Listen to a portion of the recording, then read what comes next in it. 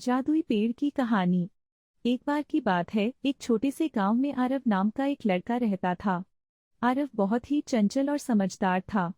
उसे प्रकृति और जंगल से बहुत लगाव था। वह रोज जंगल में जाकर नए नए पेड़ों और जानवरों को देखता और उनसे बातें करता, मानो वे सब उसकी दुनिया का हिस्सा हों। एक दिन आरव ने जंगल के अंदर जाते हुए एक अजीब सी चमक देखी। उसने कभी ऐसा पेड़ नहीं देखा था। पेड़ बहुत ऊंचा था, उसकी शाखाएं सोने जैसी चमक रही थीं और पत्तों का रंग नीले और हरे का सुंदर मिश्रण था।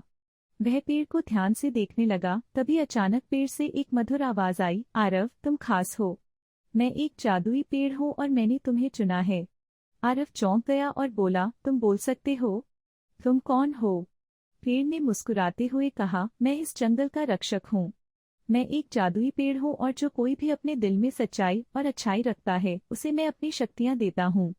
लेकिन मेरी एक शर्त है, इन शक्तियों का उपयोग केवल दूसरों की मदद के लिए किया जा सकता है। अगर तुम मेरे साथ वादा करो तो मैं तुम्हें भी जादुई शक्ति दूंगा। आरव ने उत्साह से कहा, मैं वादा करता हूँ। मैं हमेशा दूसरों की मदद करूंगा। पेड़ ने आरव को एक चमचमाता जादुई पत्थर दिया और कहा, यह पत्थर तुम्हारे हर अच्छे काम में तुम्हारी मदद करेगा। जब भी तुम इसे अपने हाथ में लेकर आंखें बंद करोगे, तुम्हारी इच्छा पूरी हो जाएगी। लेकिन ध्यान रहे, इसका उपयोग केवल सही और नेक कार्यों के लिए करना। आरव ने पत्थर को ध्यान से अपनी जेब में रख लिया और घर लौट आया। उसने अपने माता पिता से कुछ नहीं कहा, क्योंकि वह चाहता था कि यह रहस्य उसके और जादुई पेड़ के बीच ही रहे। अगले दिन गांव में एक बड़ी परेशानी खड़ी हो गई। गांव के सभी कुएं और तालाब सूख गए थे और गांव वाले पानी की कमी से जूझ रहे थे। लोग बहुत चिंतित थे। तब आरव को जादुई पेड़ की दी हुई शक्ति याद आई। उसने अपने जादुई पत्थर को हाथ में लिया, आंखें बंद की और मन ही मन कहा, काश हमारे गांव में खूब सारा पानी हो जाए। अचानक आसमान में काले बादल घिरने लगे। थोड़ी ही देर में तेज बारिश शुरू हो गई। गांव के सभी तालाब और कुएं भर गए। गांव वाले आश्चर्य में थे कि यह चमत्कार कैसे हुआ, लेकिन आरव ने मुस्कुराकर आसमान की ओर देखा और पेड़ को धन्यवाद कहा। कुछ दिन बाद गांव में एक और संकट आ गया।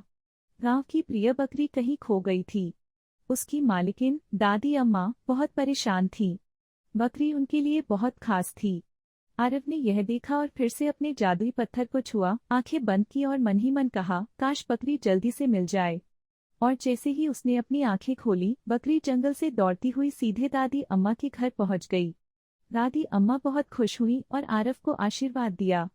समय बीतता गया और आरव अपने जादुई पत्थर से छोटे छोटे लेकिन महत्वपूर्ण काम करने लगा। वह कभी भी स्वार्थ के लिए इसका उपयोग नहीं करता था, हमेशा दूसरों की भलाई के लिए ही इसे इस्तेमाल करता। एक दिन गांव में एक बहुत बड़ी बीमारी फैल गई। लोग बीमार हो रहे थे और इलाज के लिए दवाइयां नहीं थीं। गांव के डॉक्टर भी परेशान थे कि कैसे सभी को ठीक किया जाए। आरव ने सोचा कि यह एक बड़ा संकट है। उसने फिर से जादुई पत्थर को निकाला, आंखें बंद की और मन में कहा, काश हमारे गांव में सभी बीमार लोग जल्दी ठीक हो जाएं। और अगले ही दिन सभी बीमार लोग अचानक ठीक होने लगे। डॉक्टर भी चकित थे कि ऐसा चमत्कार कैसे हो गया। गांव के लोग खुशी खुशी अपने कामों में लग गए और बीमारी का कोई नामोनिशान नहीं बचा। कुछ महीनों बाद एक रात आरव अपने घर में सो रहा था, तभी उसे पेड़ की मधुर आवाज सुनाई दी। पेड़ ने उसे अपने पास बुलाया। अगली सुबह आरव फिर से जंगल में उस जादुई पेड़ के पास पहुंचा।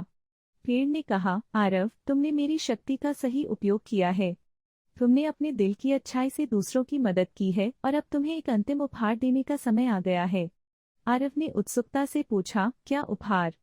पेड़ ने कहा, मैं तुम्हें एक ऐसा दिल दूंगा जिसमें हमेशा सच्चाई, अच्छाई और प्रेम की रोशनी जलती रहेगी। यह रोशनी तुम्हारे जीवन में और भी अच्छे काम लाने में मदद करेगी। जहाँ भी तुम जाओगे, वहाँ लोग तुम्हारी अच्छाई से प्रेरित होंगे और तुम हमेशा एक उदाहरण बनोगे। आरव ने पेड़ का धन्यवाद किया और उसकी आंखों में चमक आ गई। अब वह सिर्फ एक साधारण बच्चा नहीं था, बल्कि एक ऐसा लड़का बन गया था जिसके दिल में हमेशा अच्छाई का दीपक जलता था। उस दिन से आरव ने न केवल अपने गांव बल्कि आसपास के गांवों में भी अपनी अच्छाई और साहस के किस्से फैलाए। लोग उसकी कहानी सुनकर उससे प्रेरित होते और उसके जैसे बनने की कोशिश करते। और इस तरह जादुई पेड़ की दी हुई शक्ति से आरव दुनिया का सबसे प्यारा और सच्चा नायक बन गया। समाप्त।